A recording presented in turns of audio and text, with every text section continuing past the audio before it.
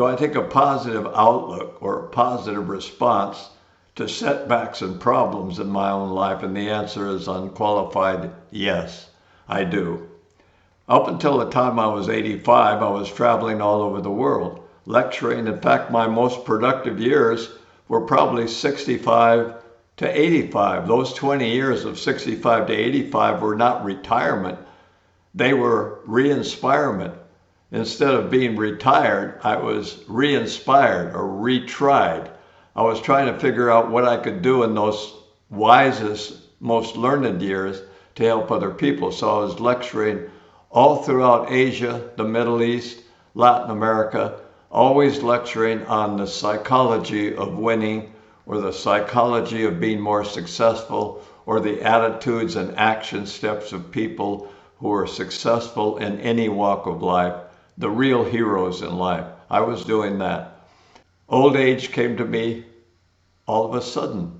I discovered that through a different scan and through, if you will, a stress test, that I had aortic stenosis, or hardening of the heart valve in the aorta, and I'd inherited that from my mother and grandmother. So long story short, I decided to get a new heart valve, a artificial heart valve, which was an animal heart valve, put in my heart so my heart valve would open and close correctly. And I did that so I could live to be a ripe old age of 100, because I knew that my mother had lived to be 97, and I certainly could live as long as she did, because she was a pessimist. And although I loved her dearly and loved her and held her in my arms at the last moment of her life and told her that she was a great mother for bringing me into the world, I also had a more positive outlook on life than my mother. So I figured I probably could make it to 100 if I got a new heart valve. Remember, that's part of being a qualified optimist. And here's what happened. The surgeon, as he was putting in the new heart valve up through my thigh and down at my groin area, he put a new heart valve up into the heart, which stuck into the old valve and started pumping.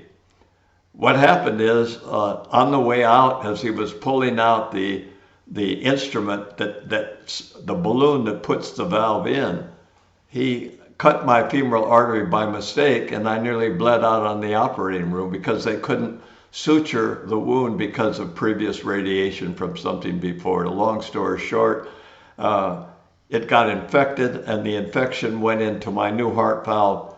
And so I nearly died on the operating table, and I nearly died from a heart infection. And I was in a skilled nursing situation with antibiotics feeding in through a tube into my heart. Actually, it was nearly 6 months. It was 3 months in, and then 3 more months before I could get the infection out of my new heart valve. So by getting a new heart valve, I not only nearly died on the operating table from bleeding out, but I also nearly died from an infection in my heart. And then that went by, and finally I got over that, and that felt pretty good. And I began to get a little bit of a sore throat, and they diagnosed it as acid reflux. But a year later, they said it was a misdiagnosis, and it was actually 3rd stage throat cancer, a viral throat cancer that had nothing to do with smoking, because I've never smoked. So I was faced with a life-threatening throat cancer, and so I went through nearly 6 months of radiation and chemotherapy. I was in a skilled nursing facility, had a major COVID a couple of times, nearly died from that, was in a nursing facility for 6 months with burns to my outer throat, and I lost my salivary glands, my taste buds, and my ability to swallow and to eat any solid food. So they put a feeding tube into my stomach, and I was fed through a liquid through my stomach while I was in the nursing home. And then it dawned on me, well, wait a minute. Are you practicing what you preach about optimism? How are you handling this? Because frankly, I was very worried, and all of a sudden it snapped on me that my problems were almost nothing compared to the military people, the people who gave their lives, the people who lost their limbs, the people who have gone through so much more in their lives. And am I going to be complaining, or saying, why me? So I immediately took action and say, Dennis, this is no drill. This is your chance to prove by action that you're an active optimist instead of a preacher. So be a role model instead of a preacher. I got an exercycle. I got some rubber bands, stretching bands, a little exercycle. So I began to go through the routine, and I wrote a book called The New Psychology of Winning, which was a sequel to my original book from 40 years ago. I wrote a new book and started a second book during my, if you will, nearly 6 months in that isolated hospital ward where I couldn't go outside, I couldn't go out of the room, I couldn't have any visitors, I couldn't do anything but talk to people on the phone, but I turned it into my office. I stopped wearing a gown because a gown is for people who are sick and who are sick in bed. So I got dressed every day like I was going somewhere, and the nurses said, what are you getting dressed for? You're not going anywhere. I said, not today, but tomorrow.